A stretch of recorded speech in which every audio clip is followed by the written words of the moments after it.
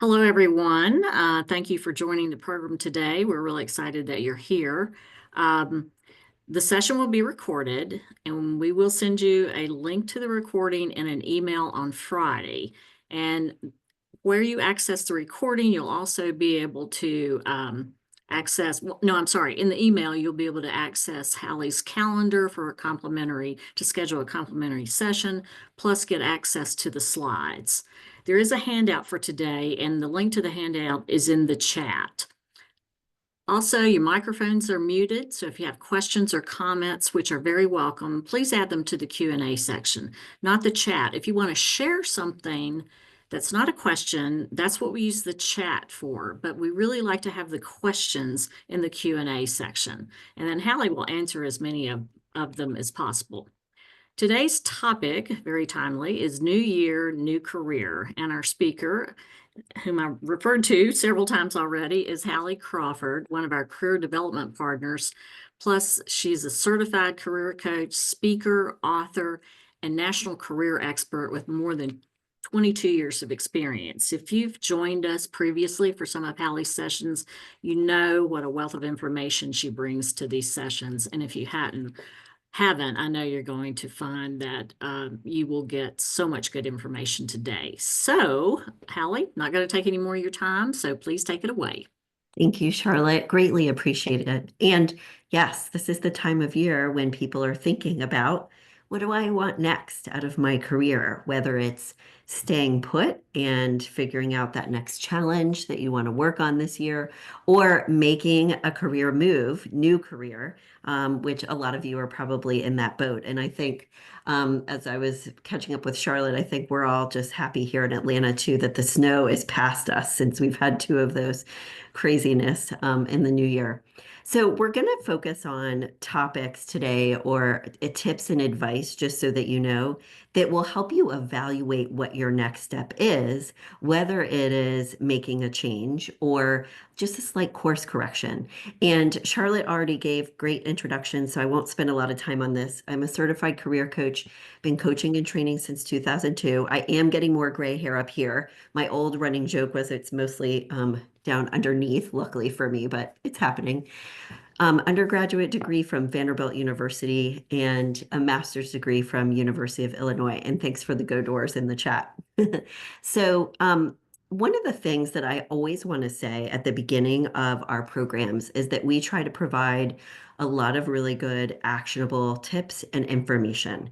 And I don't want you to feel overwhelmed. So, a couple of things. Number one, if you take a look at the chat box, there is a link there where you can download our slides so that you can, from today, choose one action step that makes the most sense for you based on your situation or what resonates the most for you, based on personality type, etc. And you can revisit the slides and the recording later because you can get the slides from the chat box. You will get the recording automatically. But we recommend picking one thing because it is kind of a snowball effect. There is a lot that goes into making a career change or shift. And we want you to take it in like one bite at a time and baby steps. And as you progress through the process, what we want you to know is it does get easier over time. You just need to kind of get the ball rolling, if you will. So let's go ahead and dive in. The reason why we talk about this topic a lot with our clients, especially in the new year, is because job searching can be really challenging for people. I really feel like, and I don't know if this is the case, job searching can and career transition should be on one of those top 10 lists of the most stressful things in life, along with moving, public speaking, all of that other good stuff. And our clients will tell us a lot of different things. And so, one of the things we would recommend, kind of right out of the box today, is to think about what are your greatest challenges? What holds you back and stands in your way of making this happen for you? And it could be internal challenges like negative thinking or procrastination, and it could be external challenges. And we're going to help you work through as many of these as we can today. But identifying upfront, if you take a look at this first slide, what stands in your way can help you know where you need to focus the majority of your time and effort. Our clients will tell us lots of different things that they struggle with. There's new technology with AI and otherwise. How do I deal with all of those things? There's so many steps to take when you're looking at making a shift. Where do I get started? Some people will say, understandably, I don't have enough time to do this. I've got a full-time job as it is. Or I'm not really sure how to spend my time wisely. And other people will tell us too that they're not sure if this is a good time to make a move, if they should wait a little bit longer, et cetera, et cetera. So please know, first off, you're not alone. There are all types of challenges that people encounter or have in their head about, what's the economy going to do this year and how might that influence what I'm going to do? So know that all of these challenges are normal. And the first thing, as we've been saying, we want you to think about is, okay, what are the top two things that stand in my way? Because that's where you need to spend the majority of your time working through those obstacles in order to move forward. What we always tell our clients is, we can tell you all day long about how to update your resume, how to leverage LinkedIn, tips and tricks to get in front of hiring managers and all that. But if you're procrastinating and not doing those things, or if you have negative thinking or issues with confidence or anything else that may be going on, and you're not coming across in the right way, the action steps are not going to be as good as they could be. So here's what we're going to talk about today. If you take a look at this next slide, we're going to discuss defining your direction. Because if you're thinking about a new career path, you need to know where you're going. We'll talk about preparing your materials, that we want you to do some research and why we want you to do that to understand how to get where you want to go, and networking as well. We'll talk about how to implement your plan too. And just so you know, quick admin item, if you do have questions, please put those in the Q&A box. We prefer that so we can keep track of them. Also, feel free to ask questions now and along the way. We will have time for Q&A at the end, but I am happy to stop along the way to ask or to answer questions. No problem at all. So don't feel like you have to hold back on those. And please do share with us if you have come across resources that have been helpful for you to work on your job search or career transition or otherwise. We would love to see those in the chat box. We love to have you all learn from each other as well. So please be as interactive as you would like to be in those two boxes. On the slide here is a QR code where you can get the slides, but remember you can also get it from the link in the chat box as well. You're going to get the recording automatically. Let's dive into step number one. And this is the importance of defining your direction. And here's what we want to say about this first is we like it in an ideal world if our clients are really focused on the type of job that they want, job title, even type of organization. But we also know that sometimes people are like, Hallie, I just need to get a new job. I got laid off last year, for example, or I'm really unhappy in my current position and I need to just get out the door so that I can work on finding something new. So please know, as we're asking you to think about how targeted you are for the next step for you, that we want you to be very targeted if it's possible, but we understand if you fall in that somewhat category, and it's okay if you have like 2 or 3 ideas that you're interested in pursuing or applying to. That's okay too, because in some cases, we need to cast our net a little bit wider in order to find something sooner than later. So think about how focused you are. Is it very, somewhat, or not really? Um, and write this down as well as your obstacles so you can start to think about, okay, how much clearer do I need to get in terms of getting focused with my direction? Let's talk about this next slide. And one of the first exercises we would recommend that you do to help you start to define where you want to go next and what types of jobs you want to be applying to. So, and by the way, this applies to everyone on the call today, because regardless, even if you feel like you are laser focused on what you want next, please complete this exercise because it will help you narrow down between even different job opportunities or organizations that may be a better fit for you than some others. So your first step can be to make a list side by side, like in columns, separate what works for you at your current job and in your current career path and what doesn't work. create basically a list of these are the things I like, these are the things I don't like. And then in a third column on the far right, you can say, okay, what does this tell me about what I want to have next? Based on the things I enjoy, do I need to narrow those a little bit more or adjust them? And based on the things also that I don't like, what do I want to have instead? And the reason why we like this exercise is two things. Number one, seeing your preferences in black and white on paper like this can help you identify themes and what is going to be important to you next. Is it the projects that you're working on? Is it the people that you're working with, or a combination of both? The second thing that it helps you identify is, do I need to make a large transition or more of a course correction and a shift?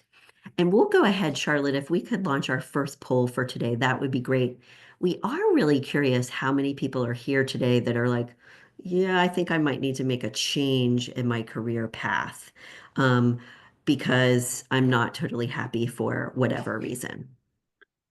All right, Hallie, I'm gonna give this to you in just a second because I have it listed here, but I can't seem to make it launch. Oh, So no problem. once Yeah, take your again, I time with it. apologize for this.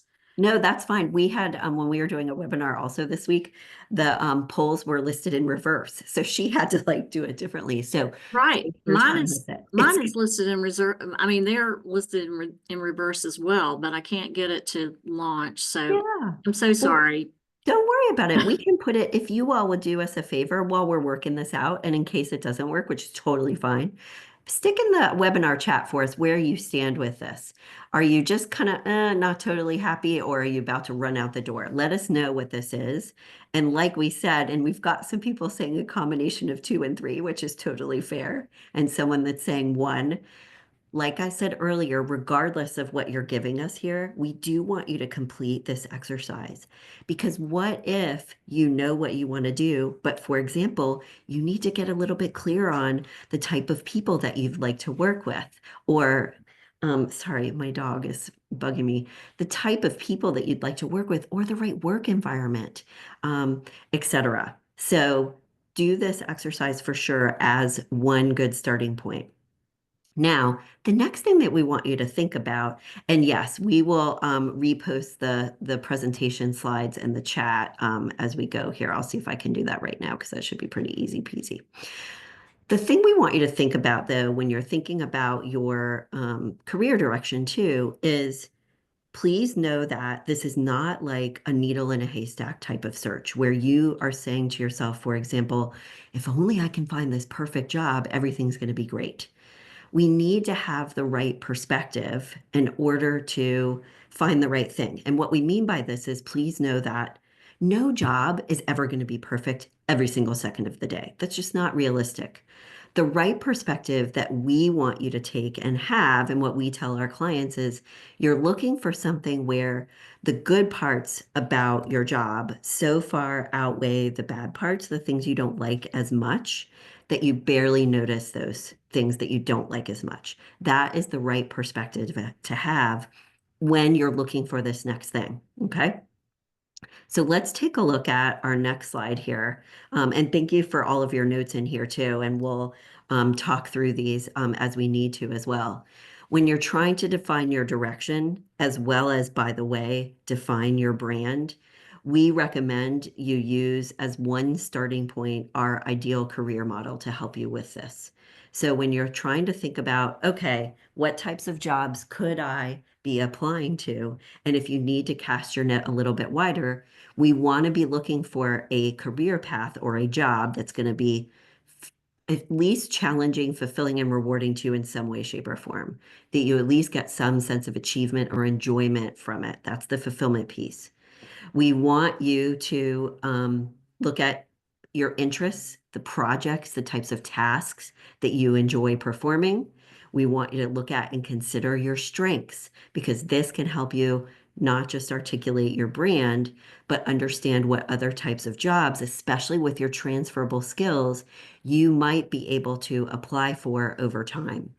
We want you to think about big picture, your past experience and your education as well, because this can give you clues to what your brand is, but also clues to other possible jobs that you might be able to apply to over time as well, if you need to cast your net just a little bit wider. Okay. So we also want you to consider your personality type and how that influences the type of position, culture, etc., that might be the best fit for you. And then finally, we need to look at work environment and compensation as well. Compensation is absolutely critical.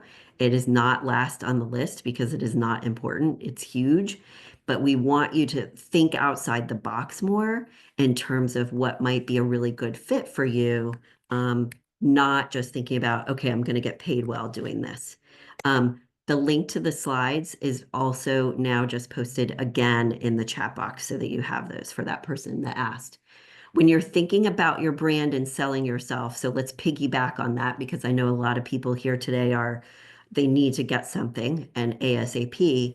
We want you to consider with your brand and when you're just developing it and trying to think about other ideas, your strengths, your experience, and your education, as well as your soft skills and those transferable skills that could be related to what you've done in the past and your personality type as well. Okay.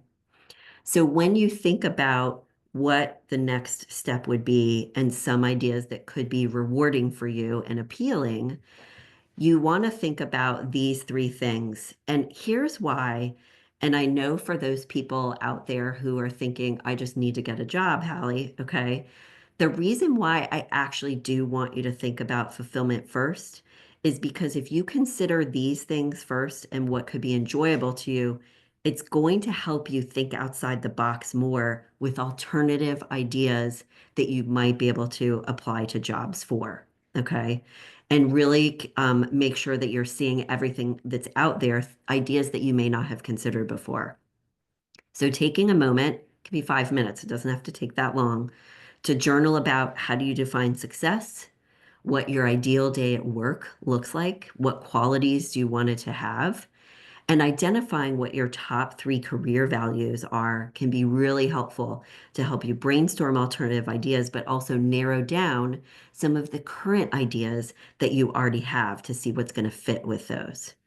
Now, as part of brainstorming ideas, if we take a look at this next slide, one of the cool things that you can use AI for as part of this part of the process, when you're trying to say, for example, okay, I need to see what else is out there and what my other options might be, is you can leverage AI to get additional ideas. So you could put in, if we look at the bottom three bullets of this slide, careers related to the industry or the role that you're in. Vendors to your industry are those possible roles that you could be qualified for or interested in. Consulting roles. But even outside of this, what are careers that are related to or similar to or have similar skill sets to the job that you've been doing or are in now? It's not going to be perfect. Some of the ideas it might give you could be wrong or crazy. So this is where it's a computer. You have to keep that in mind, but it can help you think outside the box. And these are three areas that we always have our clients consider, at least for a few minutes at the beginning when they're trying to identify what other jobs they could look for in career paths.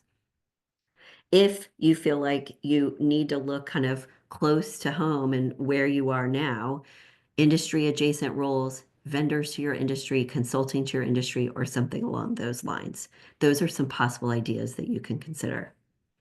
Another way to help you think about and understand how to sell yourself and your brand is to identify, and it can also, sorry, help you with your direction and help you with some ideas as well, is to leverage a career assessment. And I'll say a couple things about these. So career assessments can be great because they can give you information that's accurate in a short period of time. They're usually pretty spot on for the most part. The problem with them is that you can't just take them as the word of law, so to speak. Assessments are only, if we go back to this other slide here for just a second, they're only going to be testing you for things you're good at, your strengths, but they might not be telling you things or giving you ideas that are going to pay you well enough job wise. They might be testing you for your personality type, but ignoring your strengths or what would be rewarding, etc. So remember that while we like assessments and we feel they can be a helpful tool, they're not the end all be all. It's a piece to the puzzle to help you with branding and with alternative ideas. So we recommend at least one assessment. We like the Strengths Finder, but there's lots of options out there to help you narrow down your ideas, brainstorm alternative ones. But the reason why we like these as well is because they can help you articulate your strengths more effectively than you may be doing right now. It gives you language that you can use on your resume on LinkedIn, but also in interviews, and that's part of why we like it. So in terms of career direction, just remember when you're considering different options, we want you to consider all of these pieces. Because, for example, you might be interviewing for a perfect job for you, but if the work environment over here is not the right fit for you, you're going to end up being miserable over time and not wanting to stay there. So, you do need to make sure you consider all of these pieces carefully, and you can compromise in certain situations if you need like a bridge job, for example, from where you are now to where you really want to be, you may need to just go get something, but at least consider this for the long term and also making sure that you're at least somewhat satisfied and in a good fit, relatively speaking, in that bridge job, and it's going to move you to where you want to be. Let's talk about step number two. And this is branding yourself, elevator pitch, and your materials, right? What we find, we have the brand and elevator pitch at the beginning here because what we find with our clients is they typically don't do as good of a job with these two elements as we would like them to. And I get it. You get through your resume and your LinkedIn and you're exhausted, right? It's a lot of work. And so we tend to forget these two pieces, but they're very important for your search because it's how you're coming across. It's that very first impression you're making with someone, okay? So I know also some of you may be like, yeah, I've heard people talk about brand and okay, ad nauseum. Okay, fine, I get it, but what does that mean? And like, do I really care? So here's why you care, and how to articulate your brand more effectively, we'll show you exactly what we mean by it too. So when you're thinking about what your unique selling points are, for interviews, to articulate on your resume, LinkedIn, et cetera, et cetera. If you take a look at this next slide here, you obviously, yes, we all know this. You need to consider your strengths. You need to highlight your education that would be relevant and your experience. But we also want you to think about those soft skills that you have related to your personality type. Are you really good at those details with data, for example? Are you really good at like engineering and you are better off like working with computers versus talking with people? Or are you more extroverted and you need to be out there talking with clients and customers? This is part of your brand that you need to speak about in your materials. We also want to encourage you, if you look at the bottom left of this slide, to consider why you're interested in their job because they're going to ask you that. Why do you want this position? And it can't be, well, I need a job or, it pays well. Obviously, we know those are not the right answers, but you need to have like an enthusiastic enough response to, I feel like the work environment here is great. I feel I can make a strong contribution in these ways because I am able to do ABC. You need to talk about in a genuine way why you are interested in their job. We had a CFO we worked with a few years ago, and he was just a really good example. He was hiring 10 new people at the time, growing his department. And he basically said, if a candidate cannot tell me why they're passionate about or enjoy what they do, I'm not going to hire them. So consider this as well, please. Let's take a look next at branding as it relates to your online presence. So if we start at the top right here, obviously you want your resume to be tailored to each job. So please don't put content on your resume that is not going to be relevant to the specific job you're applying to in that moment. We want your LinkedIn to be up to speed. We also want you to check your online presence just in case too. So when we're thinking about resume and LinkedIn, we want those to be branded, and we'll show you what we mean by that in a moment. But we also want you to be careful to check your online presence. Google yourself, just see what comes up, just to be safe, and clean up your social media if you need to. We had a client the other day, and the reason why this is important is on the left-hand side because people do get turned down based on what is found online sometimes, okay? And we had a client the other day ask us or say, on my Facebook page, I've got some posts from a long time ago that may be interpreted as a little more political than I'd like them to be. They really weren't that big of a deal, but he was being cautious, which I agree with. And he said, is there an app or some way that I can clean out Facebook posts just in one fell swoop? And there isn't, as far as we know. If anyone knows of one, please feel free to share. But the point is, make sure everything is clean, so to speak. Now, as part of your branding, so we're shifting gears just a little bit, but related, you can leverage AI for this as well. ChatGPT, or whichever one you use, can help you identify transferable or soft skills for specific roles you're looking at. You can look at common strengths for your current role to see what strengths you may have and how to articulate those a little bit better. So you can use AI in a lot of different ways here. And please know that we encourage you to use it. It's a great tool. Don't solely rely on it. Because here's the deal, right? We have another client that we're working with who is in HR at a large organization, and she and her coworkers joke all the time when they see a resume come across and they can tell it's AI because they can. And they're like, oh, that's one of those other ones again. And they don't like it. So you don't want to solely rely on it. And I honestly don't know how they can tell, but they can tell. So use it as a tool to support your process. Let's talk next about your elevator pitch. And we are going to talk more about brand here in just a moment.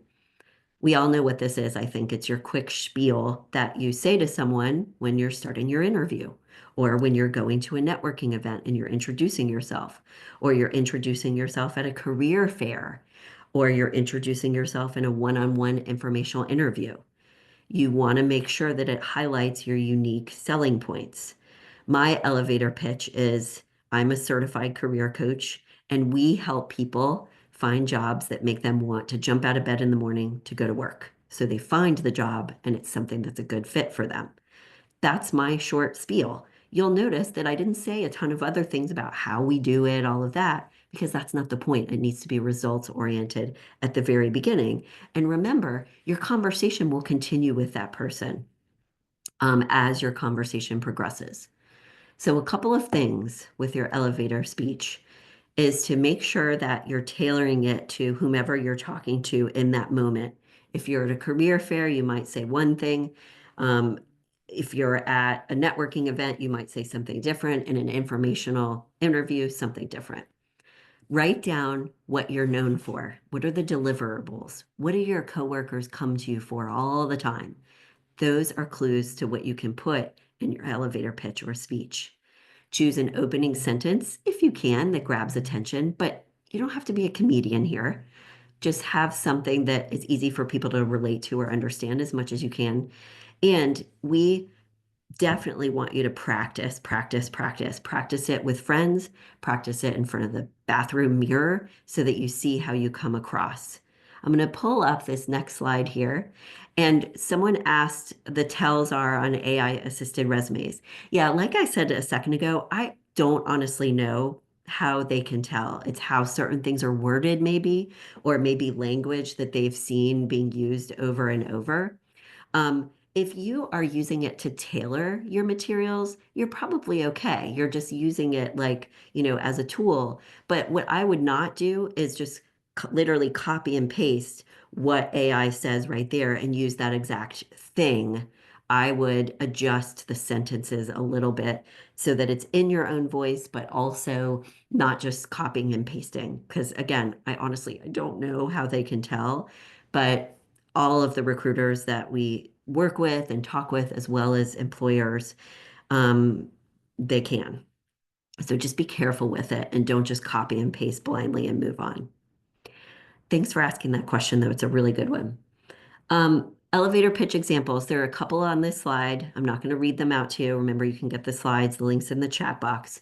But you'll notice with this one, for example, who's an environmental engineer and a consultant, he would say at the beginning when he's at an event, I'm an environmental engineer or I'm an environmental consultant, depending on who he's talking to in that moment or what type of event he's at. And he explains very quickly what he helps organizations do. His projects are on time, all of that good stuff.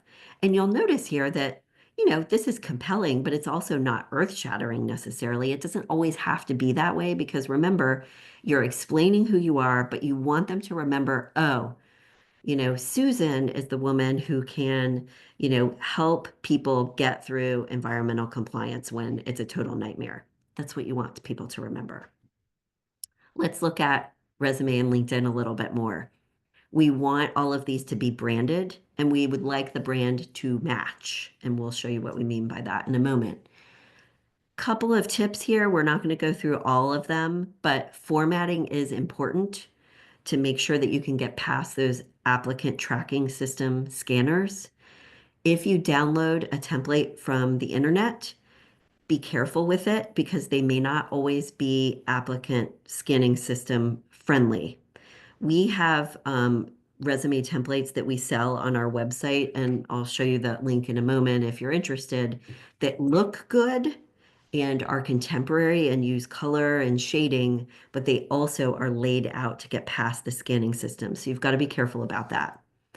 Two other things that we want you to make sure that you do is include keywords and make sure that you mention marketable results every time in all of your bullet points. Include numbers where you can, but we also know you can't always include numbers. Some people are not in jobs where things are measured that way. You can still make your bullet points really results oriented. So let's talk about this branding thing, as I've been alluding to the whole time. So in terms of branding, what we mean, and this is just one example, one of the templates that we have on our website. There are two others that people can kind of pick and choose from based on what they like.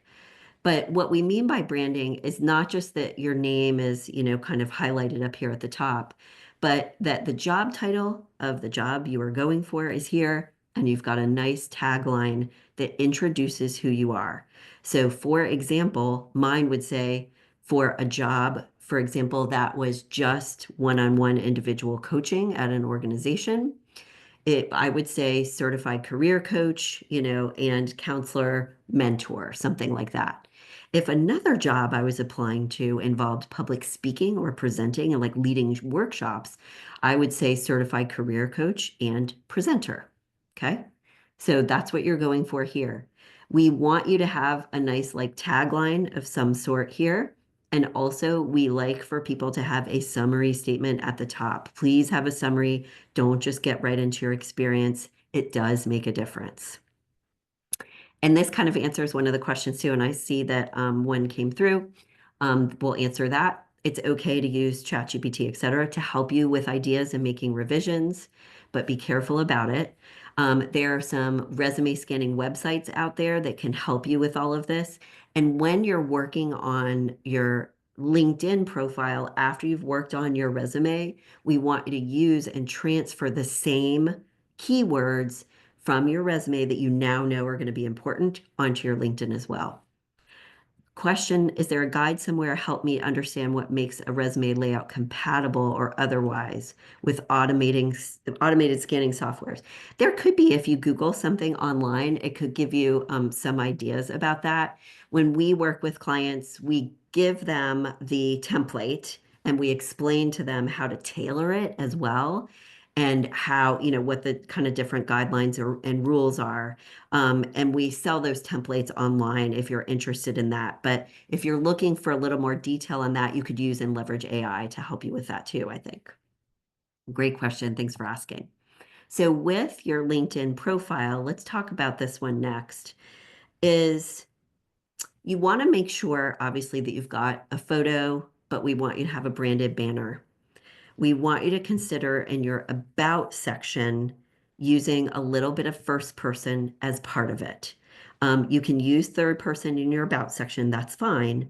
But we like for and recommend to clients that they use a little bit of first person in a couple of sentences because LinkedIn is supposed to be a little bit more personal and speaking to the reader a little bit more versus your resume is more formal. You want to make sure that you've got those measurable results in your experience section, just like we talked about before.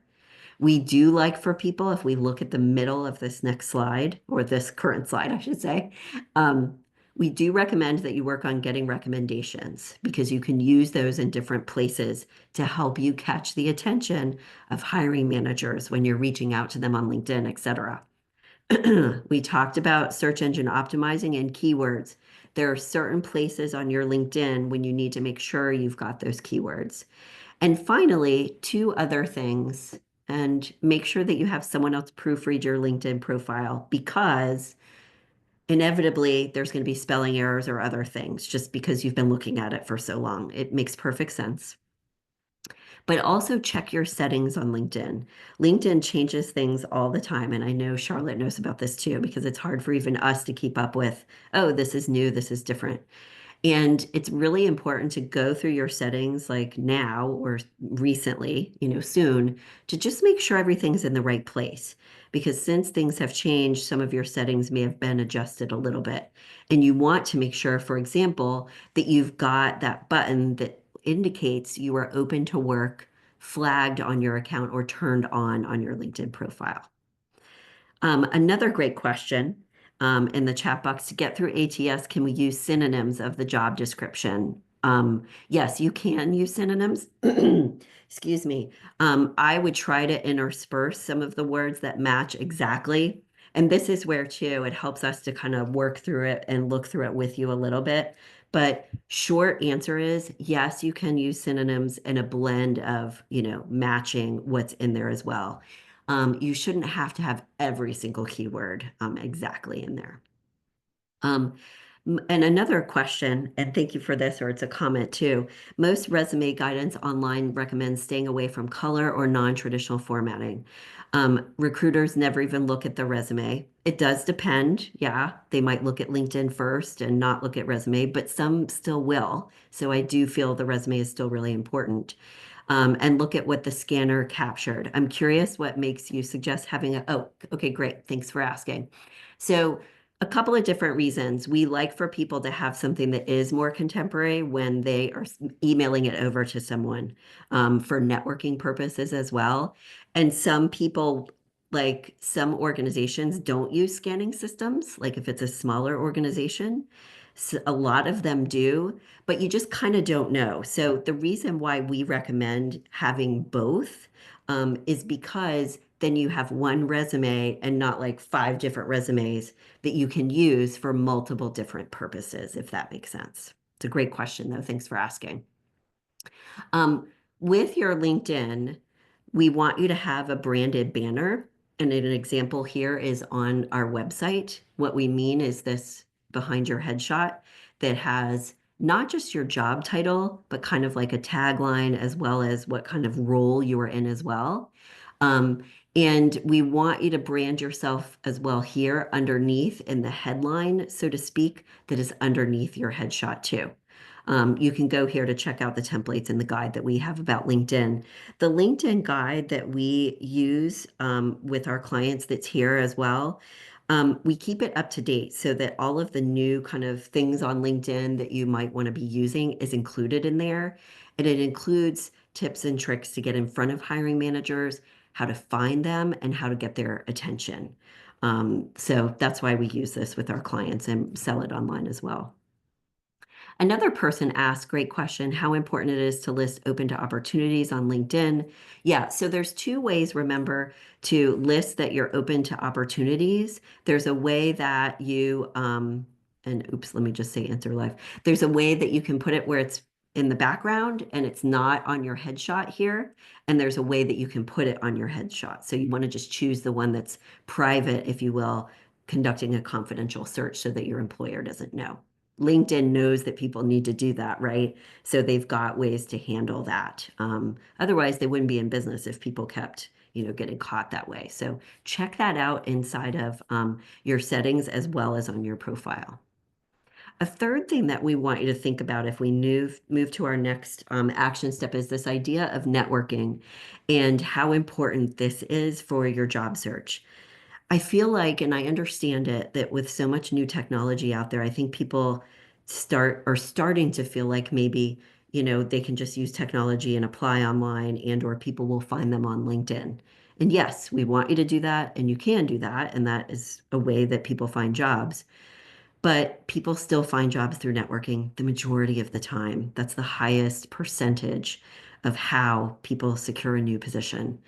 So if you're looking on LinkedIn, and you're interested, for example, in contacting a second or third connection, or connecting with someone that you see on LinkedIn and you realize, oh, my friend knows that person or whatever it is, we always want you to ask for an introduction to that person versus just going directly to them in an ideal world because they're going to be more likely to get back to you. So, several things that we'll say here about LinkedIn, and we'd love it if you could put just a yes or no for our poll if you've been asking for an introduction. Oh, yay. Thanks, Charlotte.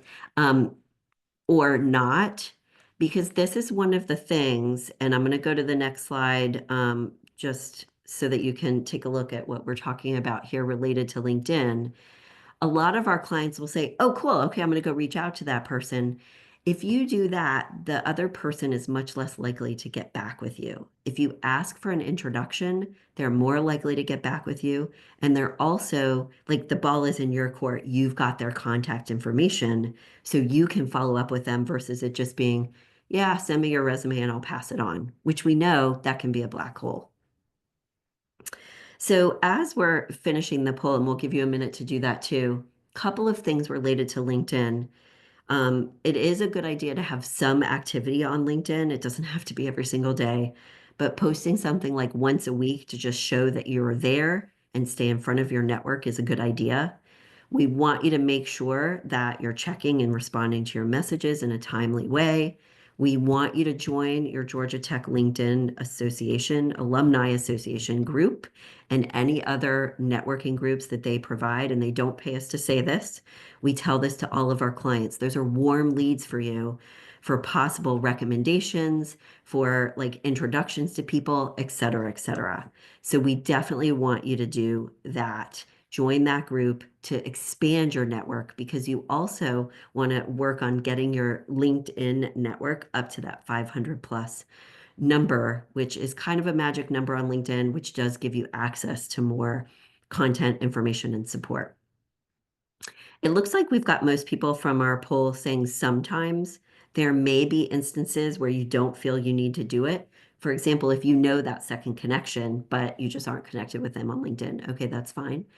But do me a favor and err on the side of asking for that introduction as much as you possibly can, because it will help you make that happen. The connection is much more likely to A, occur in the first place, and B, be fruitful for you.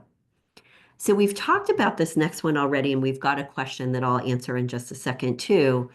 Lots of different ways that we can network. We encourage you to go to local industry specific association meetings. You can use ChatGPT for networking events, for career fairs coming up, lots of other great things there. But we want as many people as possible to know that you are looking and you're keeping in touch with them so that they keep you in mind if and when they hear about something as well. So the question in the Q&A box, thanks for asking, is what do you say on LinkedIn if you've been or when you've been laid off?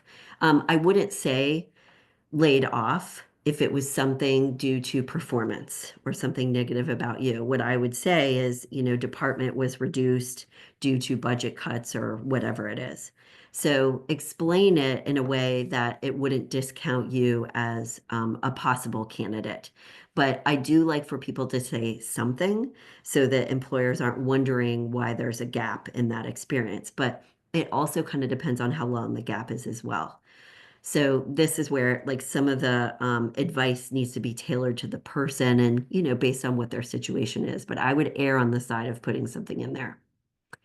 If you feel like you need a little bit more help, as Charlotte said at the beginning, we always offer a free consult for people if they're interested in our services and learning more if we're a good fit to work with you and if it makes sense to do so. The consult link is here using your phone. It's also in the chat box. Please, if you do reach out to us, remind me that you heard about us through Georgia Tech because we do give a discount for alumni, and I'll give you that coupon code to leverage that. And our third step related to networking is to try to focus not as much on, okay, how many jobs do I need to apply to in a given day? You can have a goal there if you would like, but we would rather you say to yourself, how many people can I connect with today? And or like, put like reach out to new people on LinkedIn. Try to think of it as the more people I talk to, the better. So curious how many people give us a yes or no who've completed a virtual informational interview. So go ahead and we'll do that poll here that way. And I keep getting confused. We're able to do that now, which is great. Remember, an informational interview or meeting is a one-on-one conversation with someone who's in an industry that you're interested in, a role that you're interested in, or at an organization that you're interested in. So 3 ways to be identifying these type of people for you. Okay.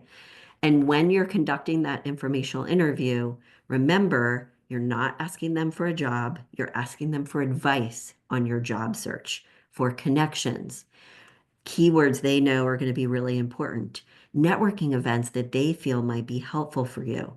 And when you're working through and working on preparing for your informational interviews, but also getting your resume and LinkedIn ready, you want to make sure you're doing your research and your homework over time.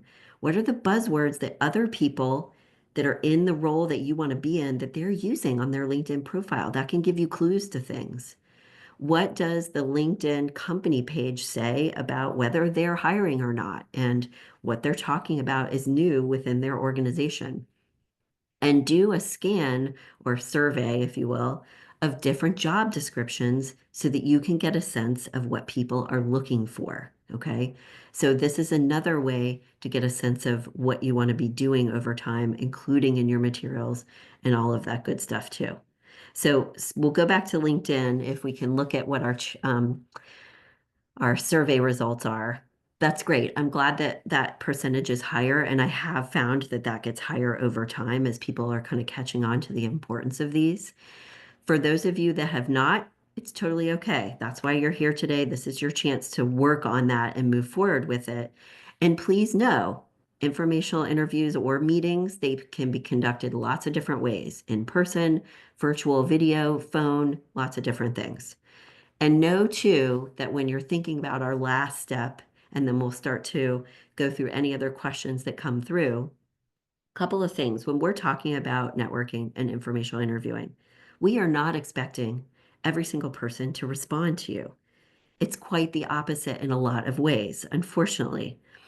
But what we have found is number one, that clients, when we recommend that they start networking, especially within their alumni association network, they're pleasantly surprised at how many people are willing to give them time. And the second thing is that you have to think about this networking thing as a law of numbers, or it's like sales. If you're going to get like a 5% return rate on people getting back to you and saying, yes, I'll speak with you for 10 minutes, that means you need to reach out to X number of people to get 2 people to talk to. Okay. So this is why, as part of your plan with our last slide, we want you to have several things. We want you to have an Excel spreadsheet that you keep track of your networking efforts, your applications, and everything else. We want you to make sure that you've got your goals in there, your long-term career direction, your short-term bridge job. We want you to create a schedule for your search. For those of you who are working full-time, you may say, Hallie, I can only work on this like Tuesday, Thursday. Fine, better than nothing.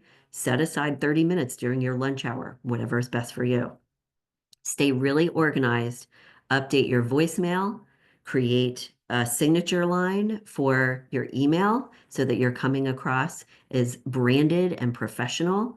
And if in any way, shape, or form, let's say it would make sense for you to take a class, to have something that you've been doing since you've been laid off or you're in the middle of jobs, or even to help you get qualified for the next position, take a class.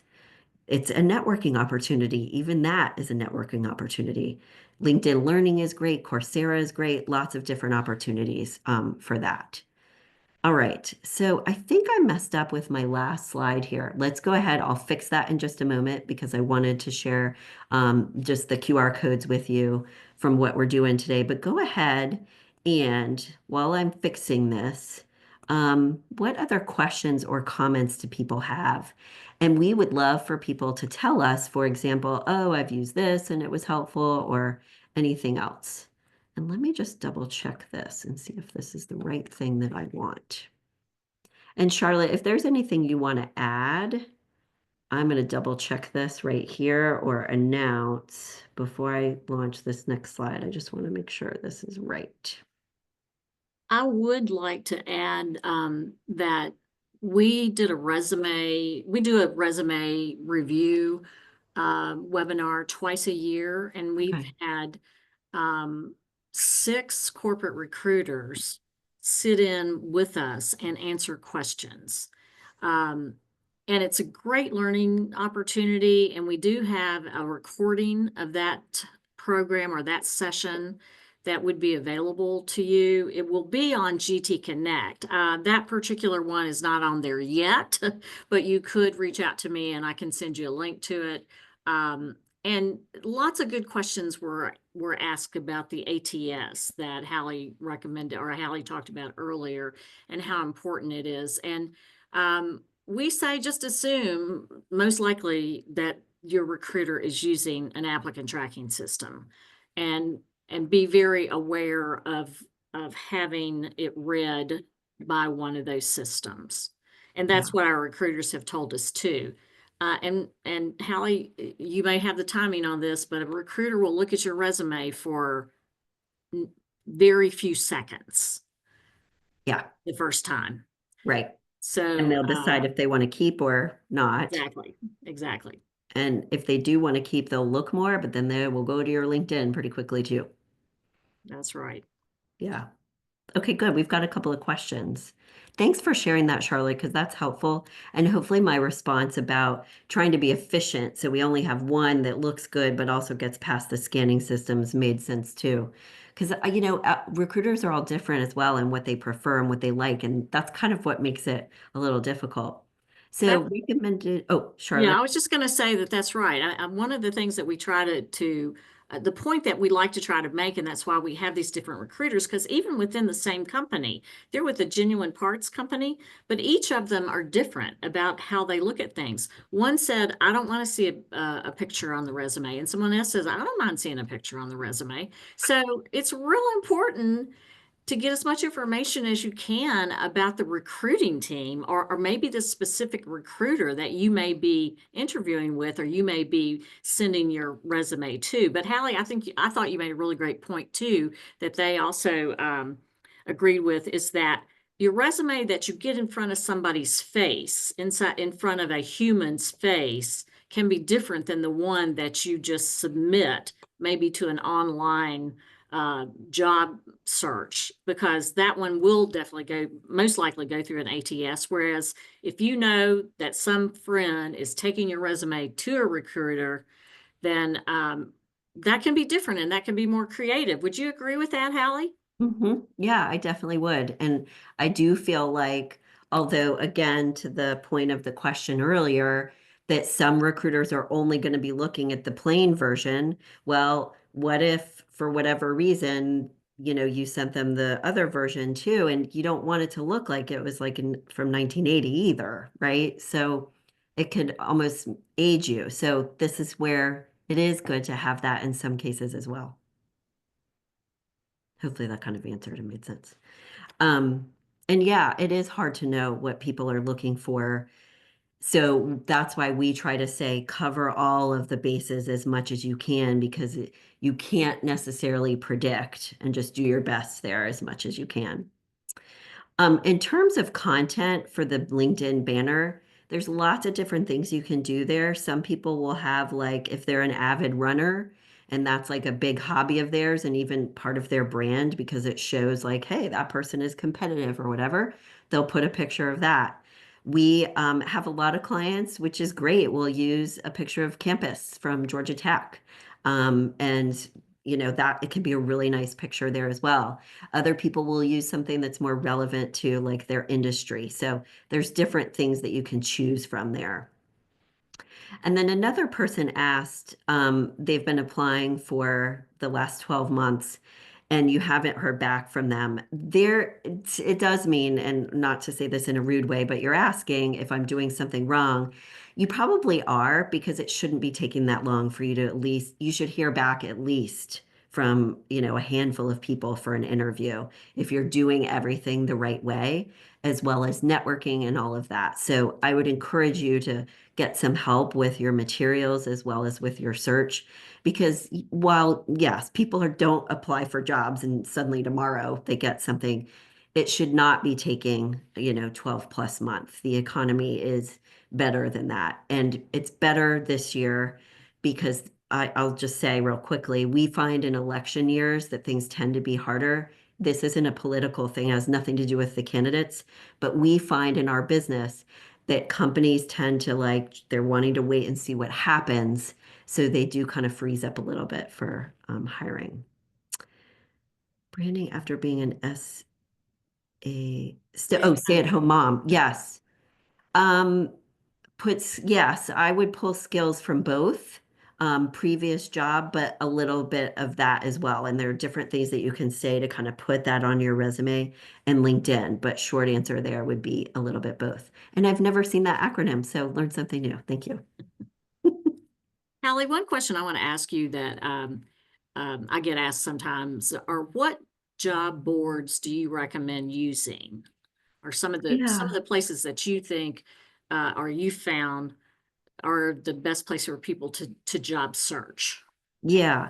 It kind of depends and varies based on where people are at a little bit to industry and all of that. But the ones I like I do still like Indeed, although I think that can be a little bit overwhelming sometimes.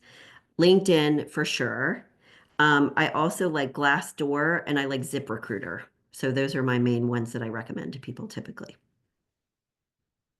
Um, and then so that you know too, there are industry specific job boards, and those are worth finding if they exist for your industry. So for example, like dice.com is an industry specific job board for tech jobs. And then for example, oh gosh, I'm blanking on what it is. Idealist.org is great for um, not startups, but social entrepreneurship and nonprofits. So do try to look for those as well. Higheredjobs.com is a good one for Higher jobs in ed. higher education. And they're not always professors or PhD roles. They could be other roles for director positions and that type of thing as well. Yeah, like admin roles there. Right, right. And we've got one last quick question. I can answer this before we hop. I do recommend using a headhunter for your search. The large ones, remember, usually work for C-suite people. So if you're looking to, if you're not in C-suite job search, you want to look for someone who's more local to you, who works for like a smaller firm in order to work with that level, a lower level below the C-suite, because those really large firms like Korn Ferry, et cetera, those typically work with just executive search.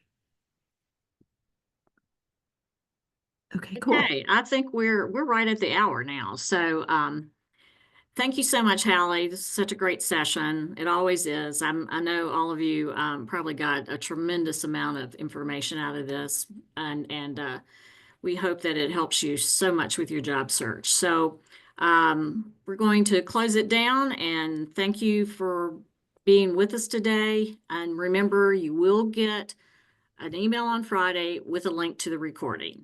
So, Awesome. Thanks, okay. everybody. Thanks, Good luck. Hallie. Thanks, Thanks. everyone.